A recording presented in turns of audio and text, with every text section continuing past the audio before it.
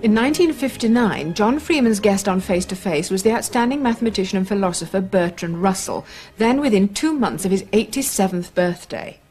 But far from being a frail old gentleman, he appeared before the camera as spry, mischievous and articulate as the public had ever known him throughout a long career as a campaigner in various causes at odds with the establishment. But it was from the establishment he came, grandson of 2 lords, one of them Lord John Russell, the Liberal Prime Minister.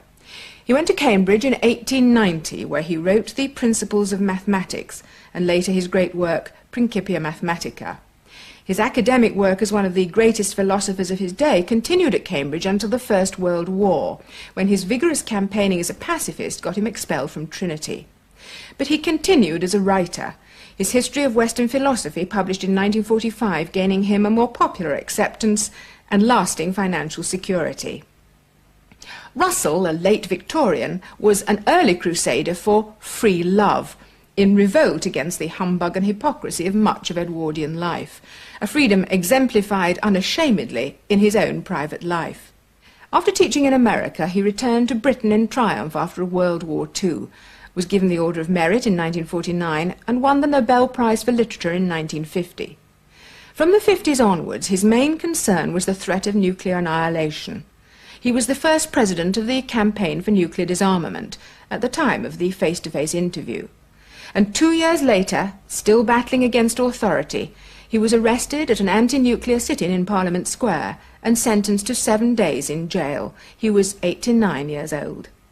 His face-to-face interview reveals the qualities that sustained his reputation for decades: lucidity of mind, transparent honesty, and an endearing sense of fun.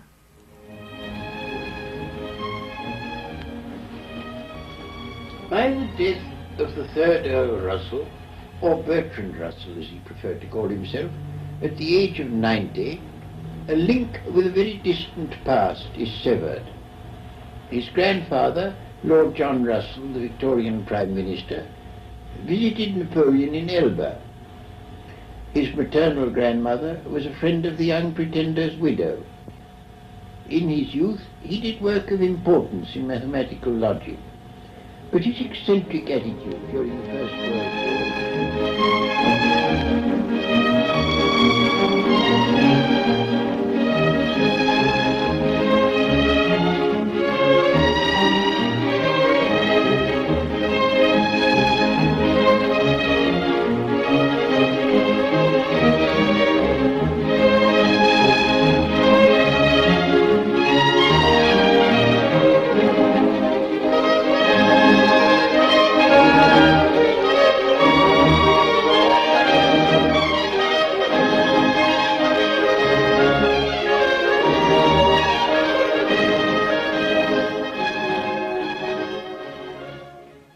Second World War, he took no public part, having escaped to a neutral country just before its outbreak. In private conversation, he was wont to say that homicidal lunatics were well employed in killing each other, but that sensible men would keep out of their way while they were doing it.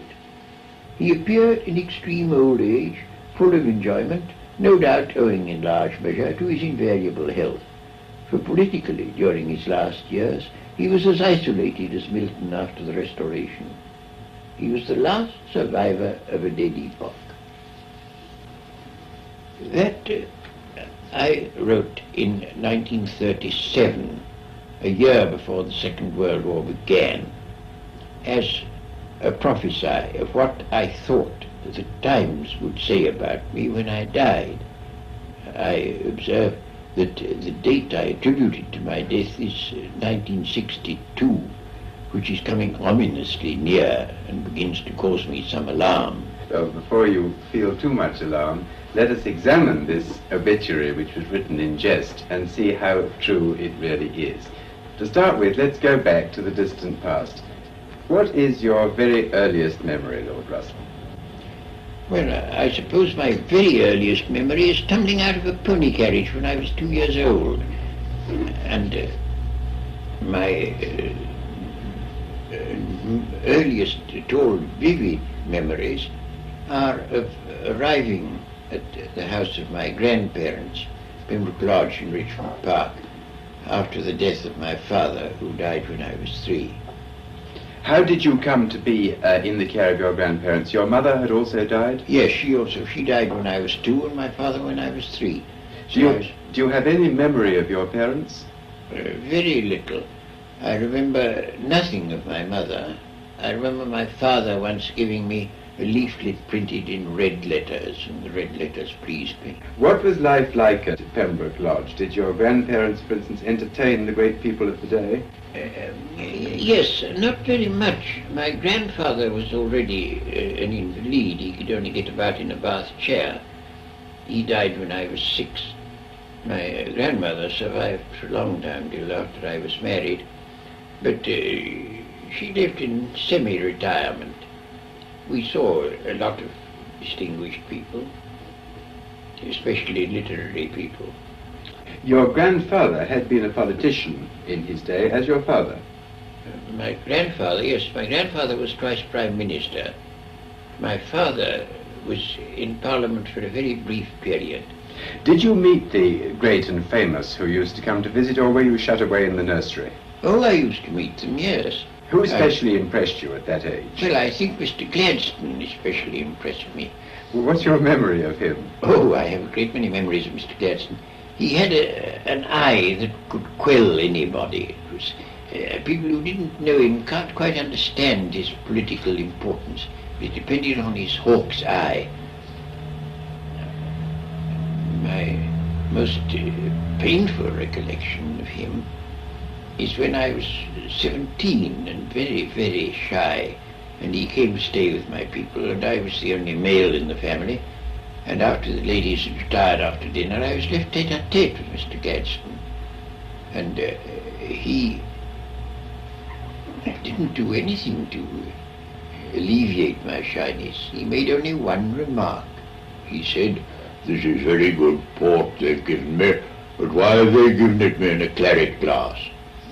And I didn't know the answer. Turning to your occupations as a child, what were the first books that impressed you? For instance, were you interested in history, in fairy stories, in adventure, or what? Oh, I was always very much interested in history, very much. Fairy stories when I was younger, yes. And I regret to say that I liked Hans Andersen much better than Grimm. I don't now, but I did then, very much better. I read Hans Andersen's fairy tales over and over again when I was young. Were you always a skeptic from small childhood, or did you believe in the conventions of Oh, the I day? wasn't a skeptic when I was very young, no.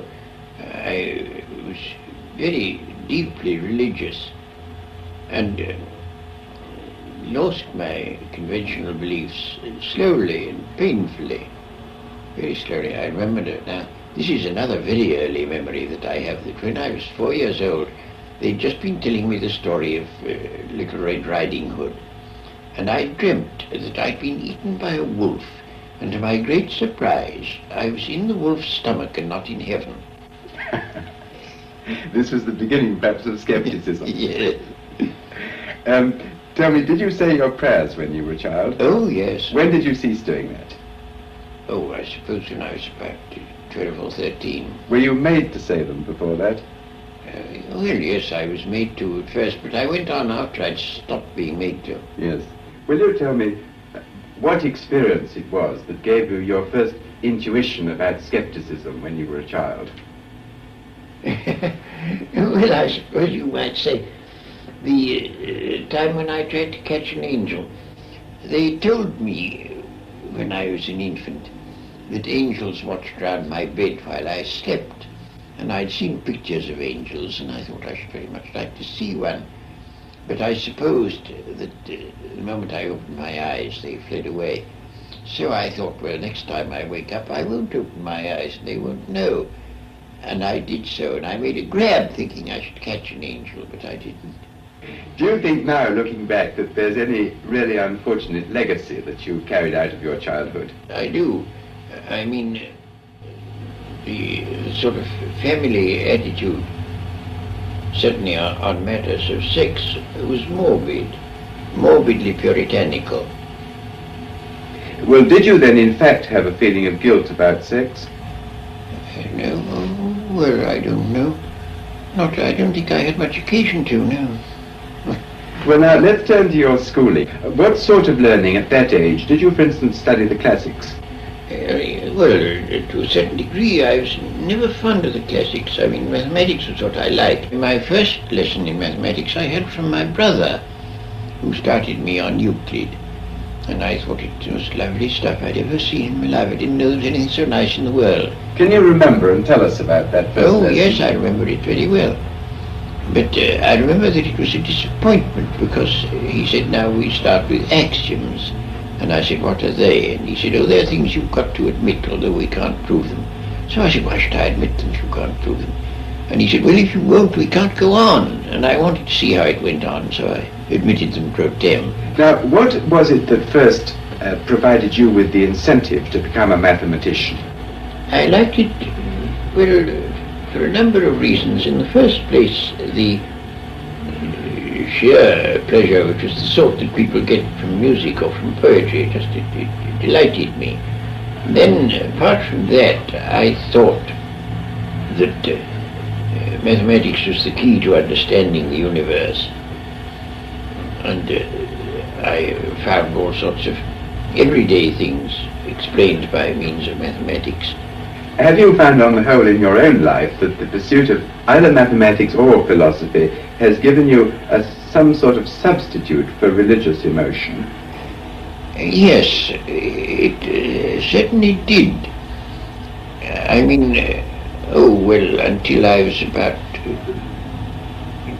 40, I should think, I got the sort of satisfaction that Plato says you can get out of mathematics. It was an eternal world, it was a timeless world. It was a world where there was a possibility of a certain kind of perfection. And I certainly got something analogous to religious satisfaction out of it. What period of your life, or rather what episode in your life, led you to turn again from philosophy to some extent into social work and politics? Oh, the First War. The First War made me think it just won't do to live in an ivory tower. This world is too bad, we must notice it. Were you a moral pacifist, or was it merely that the wars seemed to you to be inexpedient and unnecessary? I thought, as a politician, and I still think, that it would have been very much better for the world if Britain had remained neutral and the Germans had won a quick victory. We should not have had either the Nazis or the Communists if that had happened, because they were both products of the First World War. The war would have been brief, there would have been nothing like so much destruction. I still think that is valid. That is speaking as a politician. Speaking as a human being, I used to have occasion to go to Waterloo, and there I would see troop trains going off, filled with young men who were almost sure to be slaughtered. And I couldn't bear it. It was too horrible. How much, in fact, did you actively campaign against it? Oh, as much as I could. I went all over the place making speeches, and I did everything I could to help the conscientious objectors. I wrote about it everywhere where I could. No, I did everything I could think of to do. Did you have sort of public notoriety as an unpopular figure, or were you regarded as just a crank? I wasn't actually pelted with rotten eggs, but I had an almost worse experience.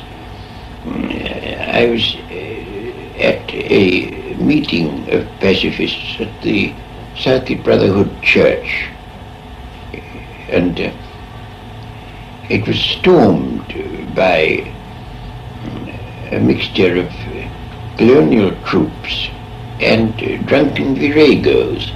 The drunken viragos came in bearing boards full of rusty nails with which they clamped everybody on the head, and the colonial soldiers looked on and applauded them, and the police looked on and did nothing. And women had all their clothes torn off their backs and were badly mauled and so forth and so on. And the viragos with the rusty nails were just about to attack me, and I didn't quite know what one did about this, when somebody went up to the police and said, look, you really ought to stop these women, you know, he's a distinguished writer. Oh, said the police. Yes, who is? Well-known philosopher. Oh, said the police. He's a brother of an earl. And then the police rushed and saved me. Was this the time that you went to prison, or was that No, later? It was earlier. Well, what exactly did you go to prison for? For writing an article which I was convicted on the ground that this article was intended and likely to cause bad relations between England and the United States, because I pointed out how United States troops were used as strikebreakers, and it was thought I oughtn't to have done that. Did you plead guilty to the charge? Oh no, I didn't. I said it's nonsense. If you really think that the United States is going to alter its policy because of an obscure article in a little sheet that nobody reads. Were you tried by a jury or by a magistrate? By a magistrate. In London? In London. And he said this was the most despicable crime. And what did he sentence you to? He sentenced me to 6 months. And originally it was 6 months as an ordinary criminal. And then on appeal it was altered to 6 months in the first division. Which meant more lenient treatment? Oh, very much. It's a profound difference. Now, I have heard it said that at that stage your family were able to pull strings, which gave you treatment quite different even from that of normal First Division prisoners. Is that true? I should think it's very likely. My brother knew everybody concerned, and when the Home Secretary wasn't being very obliging, my brother went and see him. Oh, no, he was my fag at Winchester, so he did. Now, at the time of your own trial and imprisonment, do you think, looking back, that Trinity College behaved either wisely or justly in depriving you of your fellowship? No, certainly not, especially as they did it while the case was sub judice. All the younger fellows had gone to the war, and the government of the college was left to the old boys, and the old boys felt we must do our bit. We can't fight, we're too old. And their bit was to get rid of me. Now, something very similar to that, of course, happened in the Second World War, when your appointment at the College of the City of New York was terminated. What actually did happen in the Second World War? Oh, in the Second World War I was completely patriotic. I supported the war, and I was entirely orthodox in my views about that. Nevertheless, you were thrown out of another college at the same age. But that was for quite different reasons. That was on the ground of my views about marriage and morals. That was a Roman Catholic business. There was a woman who was intending to send her daughter to the College of the City of New York, where her daughter was not going to study mathematical logic, which was the subject I was going to teach. But nevertheless, this woman professed to be afraid that I should rape her daughter or corrupt her in some way by my mere presence in other classrooms in the same university. And on that ground, she brought an action that I should be deprived of my position.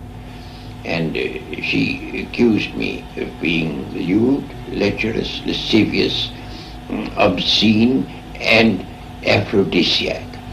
And all these charges were upheld by the judge in the court, and the judge said that he would therefore annul this appointment. And did she bring any evidence to justify these charges? Yes, oh yes. It was proved that I had said that an infant under 6 months old, if seen touching his parts, should not be slapped. That was the chief evidence.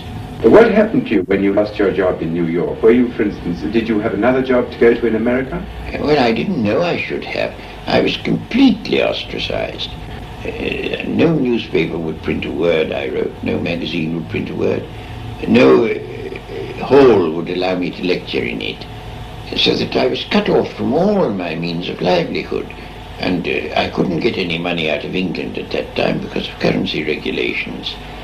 And so I was expecting to starve. I had 3 children whom I was educating, 2 of them at the university, 1 younger. And I expected we should all suffer very badly, and we should have done but for a certain man called Dr. Barnes. who came to my rescue and gave me a job. As a result of that alarming experience, have you felt any permanent resentment against the Americans? Oh, no, none whatever. I think, after all, my father, when he stood for Parliament in a rural constituency in 1868, suffered in exactly the same way, for exactly the same causes. And I allowed myself to reflect that urban New York in 1940 was exactly at the same point in the road towards enlightenment as rural England in 1868. But having made that remark, I felt no further resentment. Do you ever now, in old age, encounter these explosions of anger? Oh, yes. I had a letter from an Anglican bishop not long ago, in which he said that all my opinions on everything were inspired by sexual lust, and that the opinions I'd expressed on this subject were among the causes of the Second World War. Do you think that on the whole the fanatics in the world are more useful or more dangerous than the skeptics?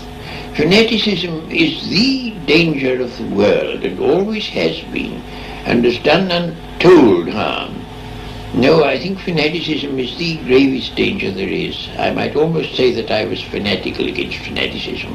But then are you not fanatical also against some other things? You see now, your current campaign, for instance, in favour of nuclear disarmament, would you encourage your supporters to undertake some of the extreme demonstrations that they undertake, and isn't that fanaticism? I don't think that's fanaticism, no. I mean, some of them may be fanatical, but I do give them support, but not from fanatical reason. I support them because everything sane and sensible and quiet that we do is absolutely ignored by the press. And the only way we can get into the press is to do something that looks fanatical. Do you think it possible that the anti-nuclear campaign may already be a bit out of date in the light of the preparations for bacteriological and biological warfare which we now know are going on? It certainly would be if it was only a campaign against nuclear weapons. But it is in fact a campaign against war. And the momentary argument against war is mainly derived from nuclear weapons. But if they were out of the way, there would be other arguments that would be just as potent. And the fact is that scientific man cannot survive if he is going to continue to make war. I mean, the worst possibility is that human life may be extinguished, and it is a very real possibility, very real. And that is the worst. But assuming that doesn't happen, I can't bear the thought of many hundreds of millions of people dying in agony only and solely because the rulers of the world are stupid and wicked, and I can't bear it. Do you look back to the 19th century on the whole with nostalgia and regret? Well, it all depends upon what you're thinking about. The world was much more beautiful to look at than it is now. Every time I go back to a place that I knew long ago, I think, oh, how sad it is. This place used to be beautiful and now it's hideous. And one thing after another, one piece of beauty after another is destroyed. And that I do profoundly regret. But when it comes to ideas, well, there's immensely less humbug than there was, and that I rejoice in. Of the sort of conventional self-indulgences or vices like drink and tobacco and so on, which is your favourite one? Oh, tobacco. I smoke a pipe all day long except when I'm eating or sleeping. Hasn't that shortened your life? Well, they used to say it would when I first took to it, but I took to it some 70 years ago, so it doesn't seem to have had a very great effect so far. In fact, you know, on one occasion it saved my life.